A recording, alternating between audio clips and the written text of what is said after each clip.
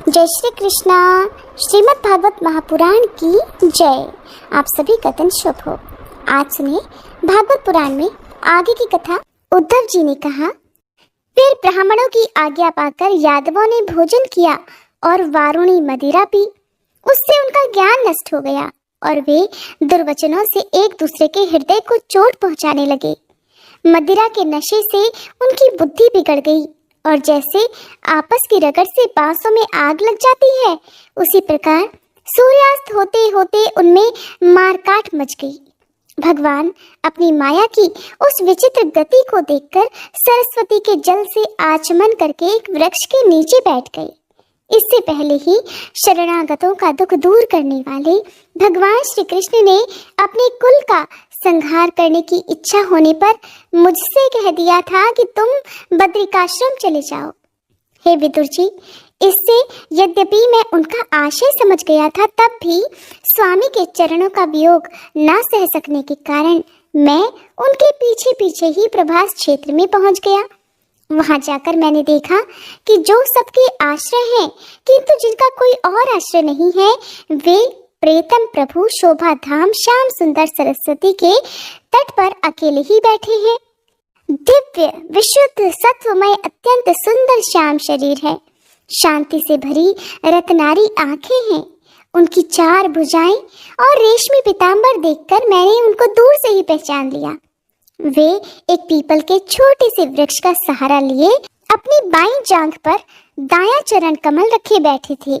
भोजन पान का त्याग कर देने पर भी वे आनंद से प्रफुल्लित हो रहे थे। उसी समय व्यास जी के प्रेम मित्र परम भागवत सिद्ध मैत्रेय जी लोकों में स्वच्छंद विचरण करते हुए वहां आ पहुंचे। मैत्रेय मुनि भगवान के अनुरागी भक्त हैं। आनंद और भक्ति भाव से उनकी गर्दन झुक रही थी। उनके सामने ही श्री हरि ने प्रेम और मुस्कान युक्त चितवन से मुझे आनंदित करते हुए कहा। श्री भगवान कहने लगे, मैं तुम्हारी आंतरिक अभिलाषा जानता हूँ, इसलिए मैं तुम्हें वो साधन देता हूँ जो कि दूसरे के लिए अत्यंत दुर्लभ है। हे उद्धव, तुम पूर्व जन्म में वसु थे। विश्व की रचना करने वाले प्रजापतियों और वसुओं के यज्ञ में मुझे पाने की इच्छा से ही तुमने मेरी आराधना की थी। हे साधु स्वभाव उद्धव, संसार में तुम्हारा ये अंतिम जन्म है, क्योंकि इसमें तुमने मेरा अनुग्रह प्राप्त कर लिया है। अब मैं मर्त्य लोक को छोड़कर अपने धाम में जाना चाहता हूँ। इस समय यहाँ एकांत में तुमने अपनी अनन्य भक्ति के कारण ही मेरा दर्शन प्राप्त किया है। ये बड़े सौभाग्य की बात है। पूर्व काल में पाद्म कल्प के आरंभ में मैंने अपने नाभि कमल पर बैठे हुए ब्रह्मा जी को अपनी महिमा के प्रकट करने वाले जिस श्रेष्ठ ज्ञान का उपदेश किया था और जिसे विवेकी लोग भागवत कहते हैं, वही मैं तुम्हें देता हूँ। विदुर जी, मुझ पर तो प्रतिक्षण उन परम पुरुष की कृपा बरसा करती थी। इस समय उनके इस प्रकार आदर पूर्वक कहने से स्नेहवश मुझे रोमांच हो आया। मेरी वाणी गदगद हो उठी और नेत्रों से आंसुओं की धारा बहने लगी। उस समय मैंने हाथ जोड़कर उनसे कहा, हे स्वामिन, आपके चरण कमलों की सेवा करने वाले पुरुषों को इस संसार में अर्थ, धर्म, काम, मोक्ष, इन चारों में से कोई भी पदार्थ दुर्लभ नहीं है। तथापि मुझे उनमें से किसी की इच्छा नहीं है। मैं तो केवल आपके चरण कमलों की सेवा के लिए ही लालयित रहता हूँ। हे प्रभु, आप निष्प्रह होकर भी कर्म करते हैं, अजन्मा होकर भी जन्म लेते हैं, काल रूप होकर भी शत्रु के डर से भागते हैं और द्वारका के किले में जाकर छिप रहते हैं, तथा स्वात्मा राम होकर भी 16,000 स्त्रियों के साथ रमण करते हैं। इन विचित्र चरित्रों को देखकर विद्वानों की बुद्धि भी चक्कर में पड़ जाती है। हे देव, आपका स्वरूप ज्ञान सर्वथा अबाध और अखंड है। इतना सब कुछ होने के बाद भी आप सलाह लेने के लिए मुझे बुलाकर जो भोले भाले मनुष्यों की तरह बड़ी सावधानी से मेरी सहमति पूछा करते थे। हे प्रभु, आपकी वह लीला मेरे मन को मोहित सा कर देती है। हे स्वामी, आपने स्वरूप का गूढ़ रहस्य प्रकट करने वाले जो श्रेष्ठ और समग्र ज्ञान आपने ब्रह्मा जी को बतलाया था, वह यदि मेरे समझने योग्य हो तो कृपया मुझे भी सुनाइए, जिससे मैं भी इस संसार दुख को सुगमता से पार कर जाऊं। जब मैंने इस प्रकार अपने हृदय का भाव निवेदित किया, तब परम पुरुष कमल नयन भगवान श्री कृष्ण ने मुझे अपने स्वरूप की परम स्थिति का उपदेश दिया। इस प्रकार पूज्य पाद गुरु श्री कृष्ण से आत्म तत्व की उपलब्धि का साधन सुनकर तथा उन प्रभु के चरणों की वंदना और परिक्रमा करके मैं यहाँ आया हूँ। इस समय उनके विरह से मेरा मन अत्यंत व्याकुल हो रहा है। हे विदुर जी, पहले तो उनके दर्शन पाकर मुझे आनंद हुआ था, किंतु अब तो मेरे हृदय को उनकी विरह व्यथा अत्यंत पीड़ित कर रही है। अब मैं उनके प्रिय क्षेत्र बद्रिकाश्रम को जा रहा हूँ, जहाँ भगवान श्री नारायण देव और नर ये दोनों ऋषि लोगों पर अनुग्रह करने के लिए दीर्घकालीन सौम्य दूसरों को सुख पहुंचाने वाली और कठिन तपस्या कर रहे हैं।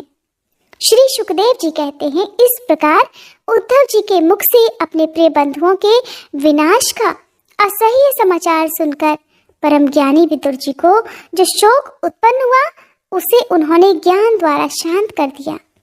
जब भगवान श्री कृष्ण के परिकरों में प्रधान महाभागवत उद्धव जी बद्रिकाश्रम की ओर जाने लगे, तब कुरुश्रेष्ठ विदुर जी ने श्रद्धापूर्वक उनसे पूछा, हे उद्धव जी, योगेश्वर भगवान श्री कृष्ण ने अपने स्वरूप के गूढ़ रहस्य प्रकट करने वाला जो परम ज्ञान आपसे कहा था, वो आप हमें भी सुनाइए, क्योंकि भगवान के सेवक तो अपने सेवकों का कार्य सिद्ध करने के लिए ही विचरा करते हैं। तब उद्धव जी ने कहा, उस तत्व ज्ञान के लिए आपको हे विदुर जी मुनिवर मैत्रेय जी की सेवा करनी चाहिए। इस मर्त्य लोक को छोड़ते समय मेरे सामने स्वयं भगवान ने ही आपको उपदेश करने के लिए उन्हें आज्ञा दी थी। श्री सुखदेव जी कहते हैं, इस प्रकार विदुर जी के साथ विश्वमूर्ति भगवान श्री कृष्ण के गुणों की चर्चा होने से उस कथा अमृत के द्वारा उद्धव जी का वियोग जनित महान ताप शांत हो गया। यमुना जी के तीर पर उनकी वह रात्रि एक क्षण के समान बीत गई। फिर प्रातः काल होते ही वे वहां से चल दिए।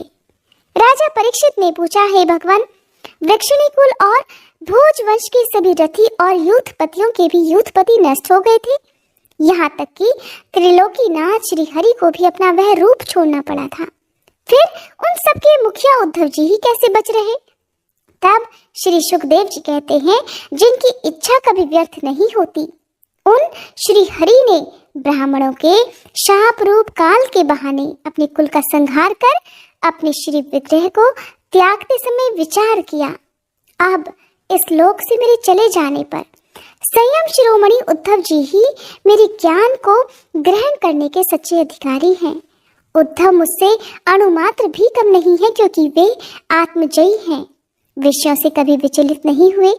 अतः लोगों को मेरे ज्ञान की शिक्षा देते हुए वे यहीं पर रहें। वेदों के मूल कारण जगत गुरु श्री कृष्ण के इस प्रकार आज्ञा देने पर उद्धव जी बद्रिकाश्रम में जाकर समाधि योग के द्वारा श्री हरि की आराधना करने लगे। कुरुश्रेष्ठ परीक्षित, परमात्मा श्री कृष्ण ने लीला से ही अपना श्री विग्रह प्रकट किया था और लीला से ही उसे अंतर्ध्यान भी कर दिया। उनका वह अंतर्ध्यान होना भी धीर पुरुषों का उत्साह बढ़ाने वाला तथा दूसरे पशुतुल्य अधीर पुरुषों के लिए अत्यंत दुष्कर था। परम भागवत उद्धव जी के मुख से उनके प्रशंसनीय कर्म और इस प्रकार अंतर्ध्यान होने का समाचार पाकर तथा ये जानकर कि भगवान ने परम धाम जाते समय मुझे भी स्मरण किया था, विदुर जी उद्धव जी के चले जाने पर प्रेम से विफल होकर रोने लगे। इसके पश्चात सिद्ध शिरोमणि विदुर जी यमुना तट से चलकर कुछ ही दिनों में गंगा जी के किनारे जा पहुंचे, जहां श्री मैत्रेय जी रहते थे। श्री सुखदेव जी कहते हैं, परम ज्ञानी मैत्रेय मुनि जो कि हरिद्वार क्षेत्र में विराजमान थे, भगवत भक्ति से शुद्ध हुए हृदय वाले विदुर जी उनके पास जा पहुंचे और उनके साधु स्वभाव से आप्यायित होकर उन्होंने पूछा, हे भगवान, संसार में सभी लोग सुख के लिए कर्म करते हैं, परंतु उनसे ना तो उन्हें सुख ही मिलता है और न उनका दुख ही दूर होता है, बल्कि उससे भी उनके अनेक दुखों में वृद्धि हो जाती है। अतः इस विषय में क्या करना उचित है, ये आप मुझे कृपा करके बतलाइए। जो लोग दुर्भाग्यवश भगवान कृष्ण से विमुख, अधर्म परायण और अत्यंत दुखी हैं, उन पर कृपा करने के लिए ही आप जैसे भाग्यशाली भगवत भक्त संसार में विचरण करते हैं। हे साधु शिरोमणि, आप मुझे उस शांतिप्रद साधन का उपदेश दीजिए जिसके अनुसार आराधना करने से भगवान अपने भक्तों के भक्तिपूत हृदय में आकर विराजमान हो जाते हैं और अपने स्वरूप का अपरोक्ष अनुभव कराने वाला सनातन ज्ञान प्रदान करते हैं।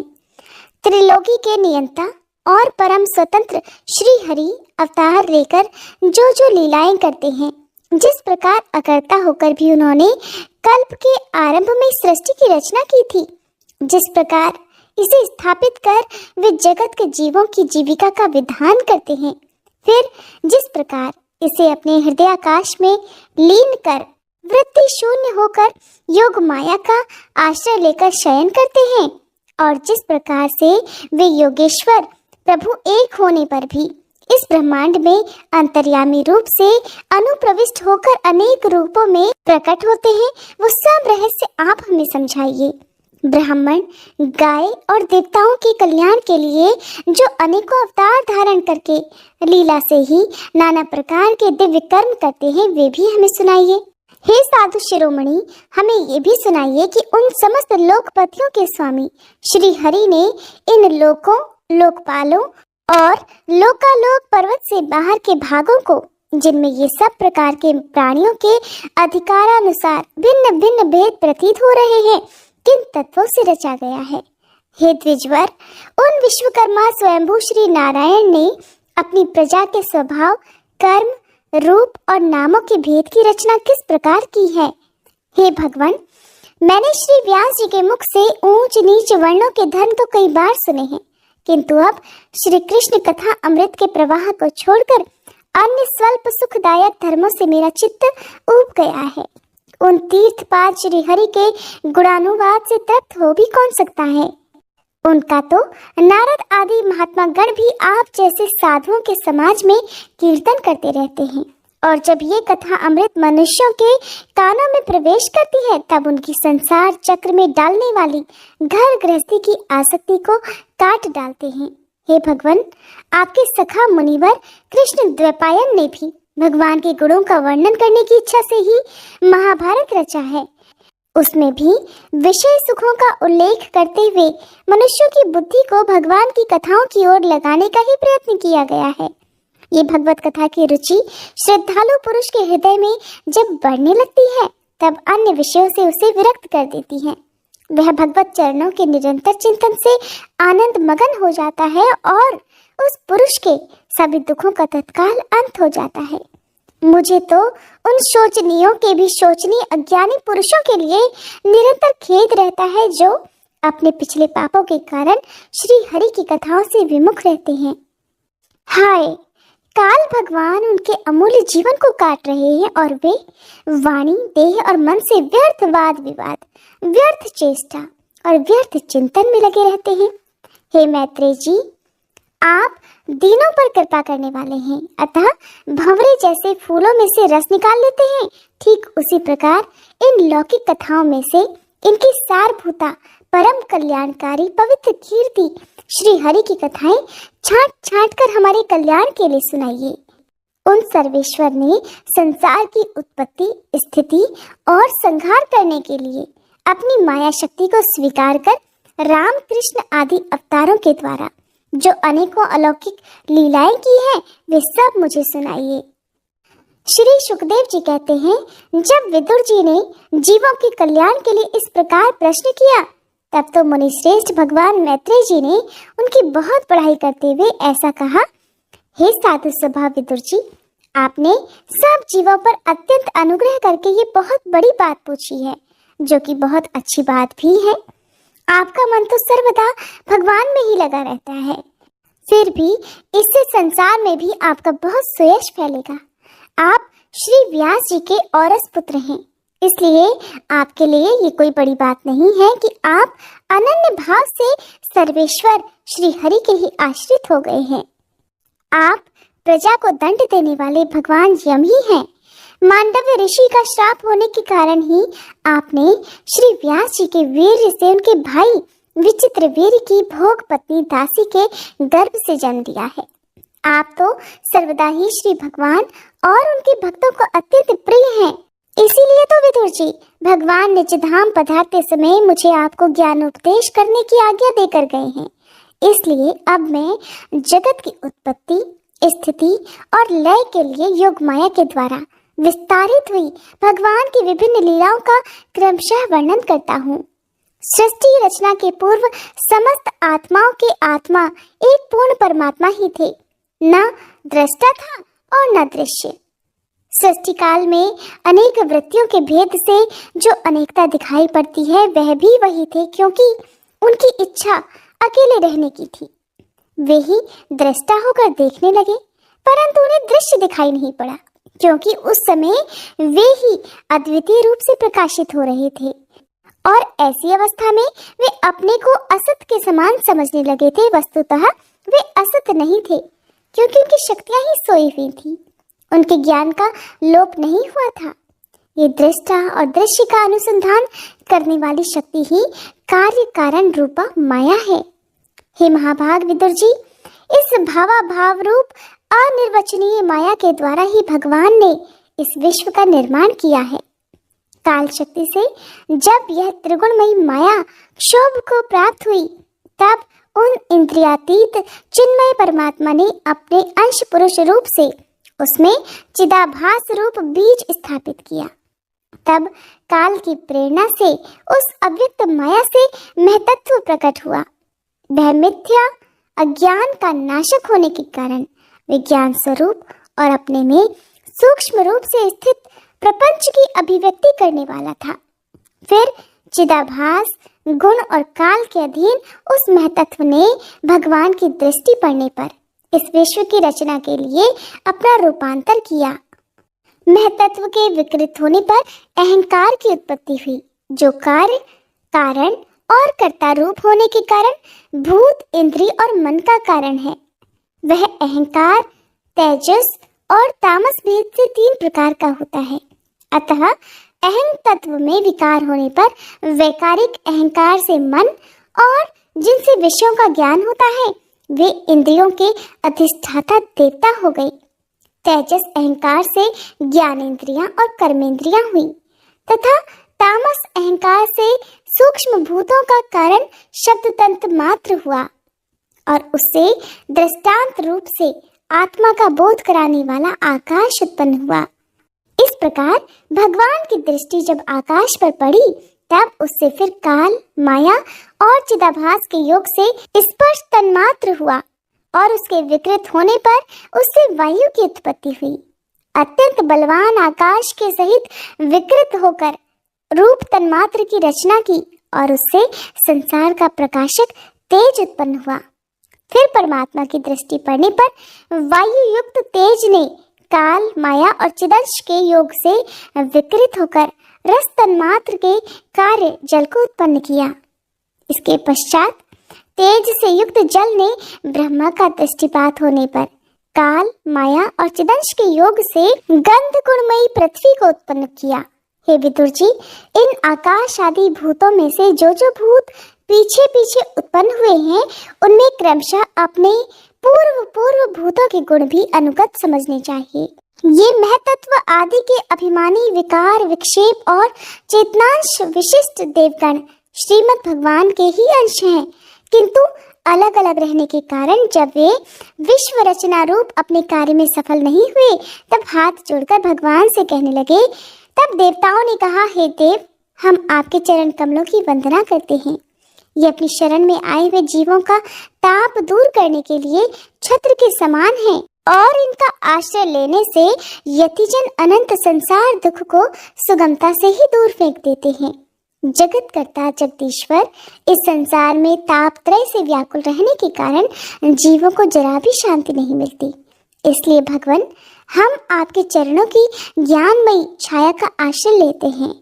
मुनिजन एकांत स्थान में रहकर आपके मुख कमल का आश्रय लेने वाले वेद मंत्र रूप पक्षियों के द्वारा जिसका अनुसंधान करते रहते हैं तथा जो संपूर्ण पाप नाशिनी नदियों में श्रेष्ठ श्री गंगा जी के उत्तम स्थान हैं, आपके उन परम पावन पाद पद्मों का हम आश्रय लेते हैं। हम आपके चरण कमलों की उस चौकी का आश्रय ग्रहण करते हैं जिसे भक्तजन श्रद्धा और श्रवण कीर्तन आदि रूप भक्ति से परिमार्जित अंतःकरण में धारण करके विराम पुष्ट ज्ञान के द्वारा परम धीर हो जाते हैं। हे ईश, आप संसार की उत्पत्ति, स्थिति और संहार के लिए ही अवतार लेते हैं, अतः हम सब आपके उन चरण कमलों की शरण लेते हैं जो अपना स्मरण करने वाले भक्तजनों को अभय देते हैं। जिन पुरुषों का देह गेह और उससे संबंध रखने वाले अन्य तुच्छ पदार्थों में अहंता ममता का दृढ़ दुराग्रह है, उनके शरीर में रहने पर भी जो अत्यंत दूर हैं, उन्हीं आपके चरण बिंदों को हम भजते हैं। हे परम यशस्वी परमेश्वर, इंद्रियों के विषयाभिमुख रहने के कारण जिनका मन सर्वदा बाहर ही भटकता रहता है, वे पामर लोग आपके विलासपूर्ण पाद विन्यास की शोभा के विशेषज्ञ भक्तजनों का दर्शन नहीं कर पाते, इसी से वे आपके चरणों से दूर रहते हैं। हे देव, आपकी कथा अमृत का पान करने से उमड़ी हुई भक्ति के कारण जिनका अंतःकरण निर्मल हो गया है, वे लोग वैराग्य ही जिनका सार है, ऐसा आत्मज्ञान प्राप्त करके अनायास ही आपके वैकुंठ धाम को चले जाते हैं। दूसरे धीर पुरुष चिंत निरोध रूप समाधि के बल से आपकी बलवती माया को जीतकर आप में ही लीन तो हो जाते हैं, पर उन्हें श्रम बहुत होता है, किंतु आपकी सेवा के मार्ग में कुछ भी कष्ट नहीं है।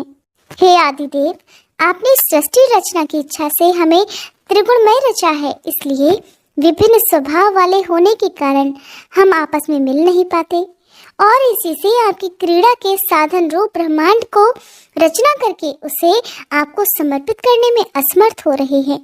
अतः हे जन्म रहित भगवान, जिससे हम ब्रह्मांड रचकर आपको सब प्रकार के भोग समय पर समर्पित कर सकें और जहां स्थित होकर हम भी अपनी योग्यता के अनुसार अन्न ग्रहण कर सकें तथा ये सब जीव भी सब प्रकार की विघ्न बाधाओं से दूर रहकर हम और आप दोनों को भोग समर्पित करते हुए अपना अपना अन्न भक्षण कर सके, ऐसा कोई उपाय कीजिए। आप निर्विकार पुराण पुरुष हो, अन्य कार्य वर्ग के सहित हम देवताओं के आदि कारण हैं।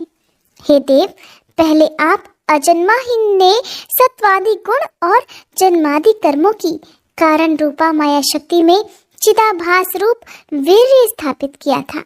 हे परमात्मा देव, केवल आप ही हम पर अनुग्रह करने वाले हैं, इसलिए ब्रह्मांड रचना के लिए आप हमें क्रिया शक्ति के सहित अपनी ज्ञान शक्ति भी प्रदान कीजिए। श्री मैत्रेय ऋषि ने कहा, सर्वशक्तिमान भगवान ने जब ये देखा कि आपस में संगठित न होने के कारण ये मेरे महत्व आदि शक्तियाँ विश्व रचना के कार्य में असमर्थ हो रही हैं, तब वे काल शक्ति को स्वीकार करके एक साथ ही महतत्व, अहंकार, पंचभूत, पंच तन्मात्रा और मन सहित 11 इंद्रियां इन 23 तत्वों के समुदाय में प्रविष्ट हो गए। उनमें प्रविष्ट होकर उन्होंने जीवों के सोए हुए अदृष्ट को जागृत किया और परस्पर विलग हुए उस तत्व समूह को अपनी क्रिया शक्ति के द्वारा आपस में मिला दिया। इस प्रकार जब भगवान ने अदृष्ट को कार्योन्मुख किया, तब उस 23 तत्वों के समूह ने भगवान की प्रेरणा से अपने अंशों द्वारा अधिपुरुष विराट को उत्पन्न किया। अर्थात जब भगवान ने अंश रूप से अपने उस शरीर में प्रवेश किया, तब वह विश्व रचना करने वाला महतत्व आदि का समुदाय एक दूसरे से मिलकर परिणाम को प्राप्त हो गया। यह तत्वों का परिणाम ही विराट पुरुष है, जिसमें चराचर जगत विद्यमान है। जल के भीतर जो अंड रूप आश्रय स्थान था, उसमें वह हिरण्मय विराट पुरुष संपूर्ण जीवों को एक साथ लेकर 1000 दिव्य वर्षों तक रहा। वह विश्व रचना करने वाले तत्वों का गर्भ था तथा ज्ञान, क्रिया और आत्मशक्ति से संपन्न था। इन शक्तियों से उसने स्वयं अपने क्रमशः एक हृदय रूप, 10 प्राण रूप और 3 अर्थात आध्यात्मिक, आधि दैविक, आधि भौतिक विभाग किए और ये विराट पुरुष ही प्रथम जीव होने के कारण समस्त जीवों का आत्मा, जीव रूप होने के कारण परमात्मा का अंश और प्रथम अभिव्यक्त होने के कारण भगवान का आदि अवतार है। ये संपूर्ण भूत समुदाय इसी में प्रकाशित होता है। ये अध्यात्म, अधिभूत और अधिदेव रूप से 3 प्रकार का, प्राण रूप से 10 प्रकार का और हृदय रूप से 1 प्रकार का है। इसके पश्चात फिर विश्व की रचना करने वाले महतत्व आदि के अधिपति श्री भगवान ने उनकी प्रार्थना को स्मरण कर उनकी वृत्तियों को जगाने के लिए अपने चेतन रूप तेज से उस विराट पुरुष को प्रकाशित किया, उसे जगाया। उसके जागृत होते ही देवताओं के लिए कितने स्थान प्रकट हुए, ये मैं बतलाता हूँ। सुनो। उस विराट पुरुष के पहले मुख प्रकट हुआ, उसमें लोकपाल अग्नि अपने अंश वागेंद्रिय के समेत प्रविष्ट हो गया, जिससे यह जीव बोलता है। फिर विराट पुरुष के तालु उत्पन्न हुआ, उसमें लोकपाल वरुण अपने अंश रसनेन्द्रिय सहित स्थित हुआ, जिससे जीव रस ग्रहण करता है। इसके पश्चात उस विराट पुरुष के नथुने प्रकट हुए, उनमें दोनों अश्विनी कुमार अपने अंश घ्राणेन्द्रिय सहित प्रविष्ट हो गए, जिससे जीव गंध ग्रहण करता है। इसी प्रकार जब उस विराट रूप ने आंखें प्रकट की, तब उनमें अपने अंश नेत्रेंद्रिय के सहित लोकपति सूर्य ने प्रवेश किया, जिस नेत्रेंद्रिय से पुरुष को विविध रूपों का ज्ञान होता है। और फिर उस विराट पुरुष विग्रह में त्वचा उत्पन्न हुई, उसमें अपने अंश त्वगेंद्रिय के सहित वायु स्थित हुआ, जिस त्वगेंद्रिय से जीव स्पर्श का अनुभव करता है। जब इसके कर्ण छिद्र प्रकट हुए, तब उनमें अपने अंश श्रवणेन्द्रिय के सहित दिशाओं ने प्रवेश किया, जिससे जीवों को शब्द का ज्ञान होता है। फिर विराट शरीर में चर्म उत्पन्न हुआ, उसमें अपने अंश रोमों के सहित औषधियां स्थित हुईं, जिन रोमों से जीव खुजली आदि को अनुभव करता है। अब उसके लिंग उत्पन्न हुआ, अपने इस आश्रय में प्रजापति ने अपने अंश वीर्य के सहित प्रवेश किया, जिससे जीव आनंद का अनुभव करता है। इसके पश्चात उस विराट पुरुष के हाथ प्रकट हुए, उनमें अपनी ग्रहण त्याग रूपा शक्ति के सहित देवराज इंद्र ने प्रवेश किया। इस शक्ति से जीव अपनी जीविका प्राप्त करता है। और जब विराट पुरुष के चरण प्रकट हुए, तब अपनी शक्ति गति के सहित लोकेश्वर विष्णु ने प्रवेश किया। इस गति शक्ति द्वारा जीव अपने अपने गंतव्य स्थान पर पहुंचता है। फिर इसके बुद्धि उत्पन्न हुई, अपने इस स्थान में अपने अंश बुद्धि शक्ति के साथ वाक्पति ब्रह्मा जी ने प्रवेश किया। इसी बुद्धि शक्ति से जीव ज्ञातव्य विषय को जान सकता है। फिर इसमें हृदय प्रकट हुआ, उसमें अपने अंश मन के सहित चंद्रमा स्थित हुआ। इस मन शक्ति के द्वारा जीव संकल्प विकल्प आदि रूप विकारों को प्राप्त होता है। इसके पश्चात विराट पुरुष में अहंकार उत्पन्न हुआ, इस अपने आश्रय में क्रिया शक्ति सहित अभिमान अर्थात रुद्र ने प्रवेश किया। इससे जीव अपने कर्तव्य को स्वीकार करता है। अब इसमें चित्त प्रकट हुआ, उसमें चित्त शक्ति के सहित महतत्व अर्थात ब्रह्मा स्थित हुआ। इस चित्त शक्ति से जीव विज्ञान अर्थात चेतना को उपलब्ध करता है। इस विराट पुरुष के सिर से स्वर्गलोक, पैरों से पृथ्वी और नाभि से अंतरिक्ष अर्थात आकाश उत्पन्न हुआ। इनमें क्रमशः सत्व, रज और तम इन 3 गुणों के परिणाम रूप देवता, मनुष्य और प्रेत आदि देखे जाते हैं।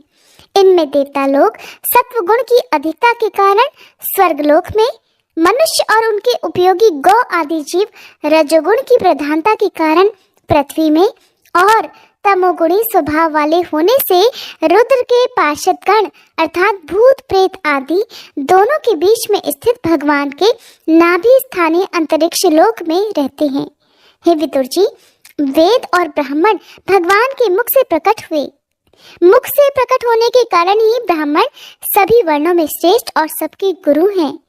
उनकी भुजाओं से क्षत्रिय वृत्ति और उसका अवलंबन कराने वाला क्षत्रिय वर्ण उत्पन्न हुआ, जो विराट भगवान का अंश होने के कारण जन्म लेकर सब वर्णों की चोर आदि के उपद्रवों से रक्षा करता है। भगवान की दोनों जांघों से सब लोगों का निर्वाह करने वाली वैश्य वृत्ति उत्पन्न हुई और उन्हीं से वैश्य वर्ण का भी प्रादुर्भाव हुआ। ये वर्ण अपनी वृत्ति से सब जीवों की जीविका चलाता है। फिर सब धर्मों की सिद्धि के लिए भगवान के चरणों से सेवा वृत्ति प्रकट हुई और उन्हीं से पहले पहल उस वृत्ति का अधिकारी शूद्र वर्ण भी प्रकट हुआ, जिसकी वृत्ति से ही श्री हरि प्रसन्न हो जाते हैं। ये चारों वर्ण अपनी अपनी वृत्तियों के सहित जिनसे उत्पन्न हुए हैं, उन अपने गुरु श्री हरि का अपने अपने धर्मों से चित्त शुद्धि के लिए श्रद्धा पूर्वक पूजन करते हैं। हे विदुर जी, ये विराट पुरुष काल, कर्म और स्वभाव शक्ति से युक्त भगवान की योग माया के प्रभाव को प्रकट करने वाला है। इसके स्वरूप का पूरा पूरा वर्णन करने का कौन साहस कर सकता है। तथापि हे प्यारे विदुर जी, अन्य व्यवहारिक चर्चाओं से अपवित्र हुई अपनी वाणी को पवित्र करने के लिए जैसे मेरी बुद्धि है और जैसे मैंने गुरुमुख से सुना है, वैसा श्री हरि का सुयस वर्णन करता हूँ। महापुरुषों का मानना है कि पुण्य श्लोक शिरोमणि श्री हरि के गुणों का गान करना ही मनुष्यों की वाणी का तथा विद्वानों के मुख से भगवत कथा अमृत का पान करना ही उनके कानों का सबसे बड़ा लाभ है। हे वत्स, हम ही नहीं, आदि कवि श्री ब्रह्मा जी ने 1000 दिव्य वर्षों तक अपनी योग परिपक्व बुद्धि से विचार किया, तो भी क्या वे भगवान की अमित महिमा का पार पा सके। अतः भगवान की माया बड़े बड़े मायावियों को भी मोहित कर देने वाली है, उसके चक्कर में डालने वाली चाल अनंत है। अतः स्वयं भगवान भी उसकी था नहीं लगा सकते, फिर भला दूसरों की तो बात ही क्या है। जहाँ न पहुंचकर मन के सहित वाणी भी लौट कर आ जाती है, और जिनका पार पाने में अहंकार के अभिमानी रुद्र तथा अन्य इंद्रियों की अधिष्ठाता देवता भी समर्थ नहीं है, उन श्री भगवान को हम नमस्कार करते हैं। हरे कृष्णा। आज की कथा में बस इतना ही। इसके आगे की कथा सुनने के लिए कृपया आप अगले अध्याय का इंतजार जरूर कीजिएगा। ये कथा अगर आपको अच्छी लगी हो तो वीडियो को लाइक करना मत भूलिएगा।